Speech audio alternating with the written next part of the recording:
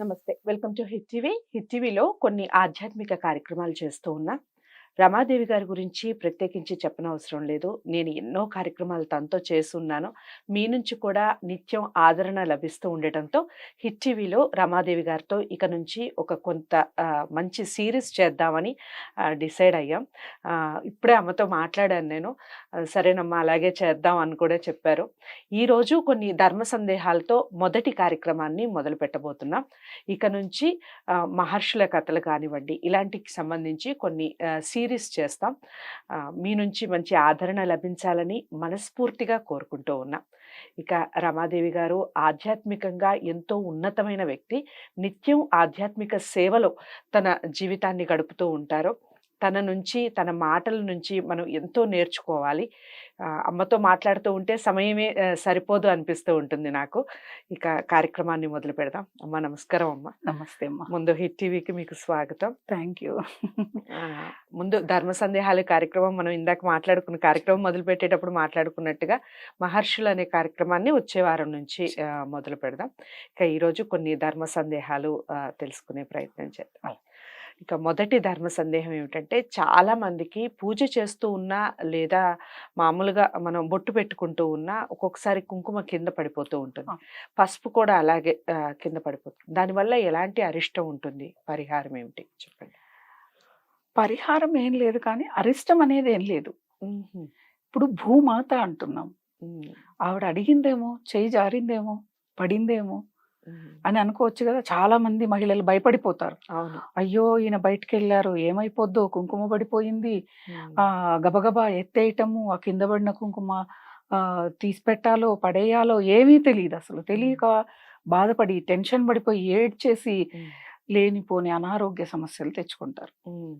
ఎందుకు టెన్షన్ పడాలి? ఇప్పుడు ఒక్కోసారి మన చేతిలో బలం ఉండకపోవచ్చు, లేకపోతే కుంకుమ భరిన ఏదైనా నునుపెక్కి ఉండొచ్చు, అప్పుడు జారి పడుతుంది. జారి పడింది భూమి మీద, భూమాతకు మనం పసుపు కుంకాలు ఇచ్చామని ఎందుకు అనుకోం మనం? అలా అనుకుంటే మనకు సమస్య లేదు కదా. అసలు మనం భూమాతాన్ని ముక్కుతున్నాం కదా. నిద్రలేస్తూనే పాదం కింద పెట్టే ముందు భూమాతకు నమస్కరించే పాదాన్ని కింద పెడుతూ ఉన్నాం. ఎన్నో పూజలు చేస్తాం. రైతు పంటలో పొలంలో పంట వేయాలి అంటే భూమాతకు పూజ చేసి పొలంలోకి దిగుతాడు. మరి అప్పుడు పసుపు కుంకుమ అన్ని ఇస్తాడు కదా అమ్మవారికి. మనం నాగలి పట్టేటప్పుడు కూడా పూజలు చేస్తాం. నదీమ తల్లికి పసుపు కుంకుమ సారె కూడా ఇస్తాం. అవన్నీ భూమి మీదనే ఉన్నాయి కదా. మరి భూమాతకి ఇచ్చాము, భూమాత నా దగ్గర నుంచి స్వీకరించింది, ఆమె కావాలని అడిగిందని మనం మానసికంగా స్థిరంగా నిశ్చయంతో ఉన్నాము అంటే మనకి ఏ సమస్య రాదు, భయమే లేదు అసలు. అమ్మా నువ్వు అడిగావా, అందుకే నేను ఇచ్చానేమో ఈరోజు అని అనుకున్నాం అనుకో, భూమాత సంతోషిస్తుంది. అరే నాకు పసుపు కుంకుమలు ఇచ్చింది కదా. తెలియక చేసిన ఏ పూజకైనా, ఏ ఆరాధనకైనా, ఏ పనికైనా ఫలితాలు ఉంటాయి. తెలిసి చేస్తే ఫలితాలు ఇంకా ఎక్కువ. తెలియక చేసిన ఫలితాలు ఉన్నాయంటే తెలిసి చేస్తే ఇంకా ఫలితాలు మనకి ఎక్కువ. అంతే. ఇప్పుడు ఎన్నో కారణాలు ఉండొచ్చు. ఇప్పుడు మన చీరే తగలొచ్చు కుంకుమ భరణికి. లేదు అక్కడ మనం పెట్టడం సరిగా పెట్టక జారిపోయే కింద పడేటప్పుడు కూడా రకరకాలుగా అలా పెట్టేసుకొని స్టార్ట్ టైం అయిపోతుంది కదా అన్నట్టుగా స్టార్ట్ చేస్తాం, పడిపోవచ్చు.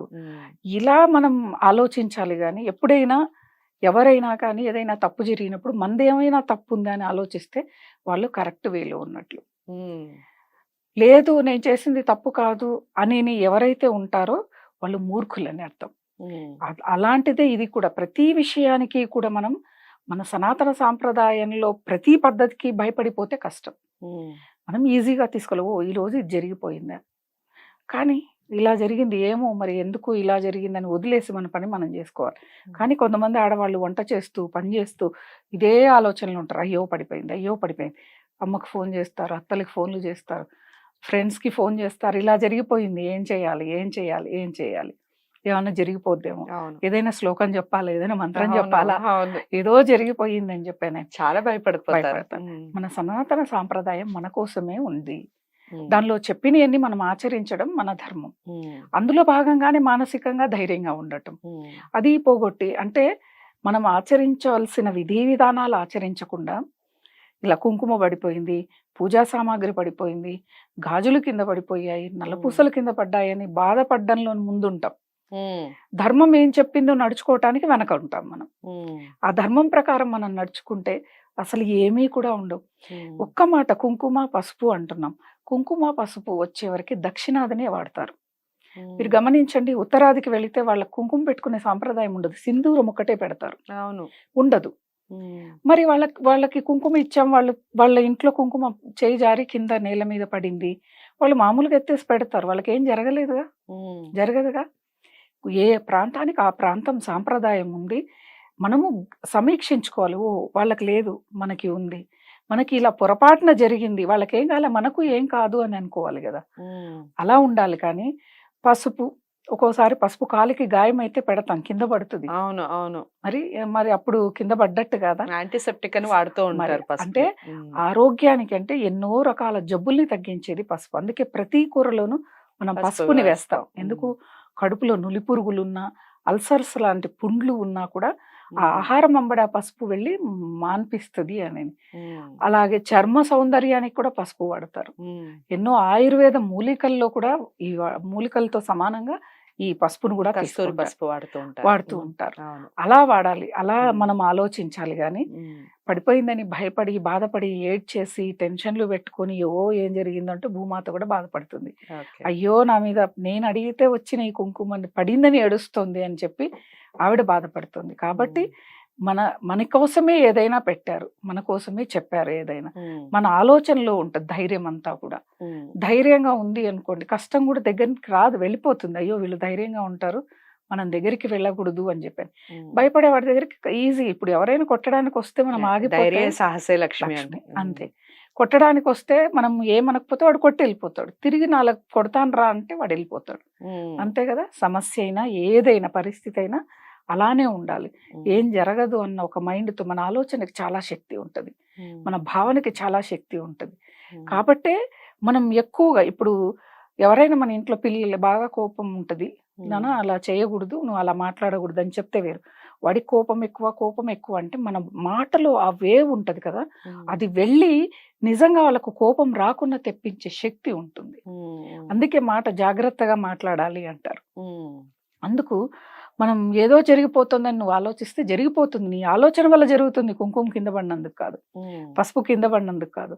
నీ ఆలోచన అక్కడ జరిగిపోయి ఇబ్బందిని కలిగిస్తుంది నీకు. అది అక్కడే మర్చిపోవాలి మనం.